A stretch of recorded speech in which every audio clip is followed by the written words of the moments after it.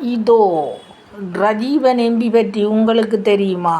அவர் மீதுள்ள குற்றச்சாட்டுக்கள் மக்கள் மத்தியில் பேசப்படுகின்றன.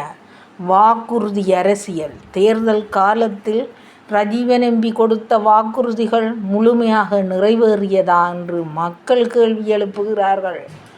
தேர்தலுக்கு பிறகு ரஜீவன் எம்பி மக்கள் மத்தியில் அதிகம் காணப்படவில்லை என்ற விமர்சனமும் எழுந்துள்ளது. வேலைவாய்ப்பு, வாழ்க்கை செலவு, இளைஞர் பிரச்சினைகள் குறித்து போதிய குரல் அவரிடம் இல்லை என்ற குற்றச்சாட்டு.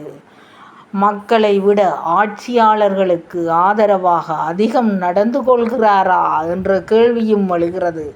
இவை அனைத்தும் அரசியல் குற்றச்சாட்டுக்களே. உண்மையை மக்கள்தான் தீர்மானிக்க வேண்டும். ரஜீவன் எம்பி மக்கள் பிரதிநிதியா? மேடை அரசியல்வாதியா? வாக்குறுதிகள் எங்கே? மக்கள் சந்திப்பு எங்கே? இளைஞர்களுக்கான திட்டங்கள் எங்கே? கேள்விகள் அதிகம், பதில்கள் குறைவு. இதுதான் இன்று மக்கள் பேசும் அரசியல்.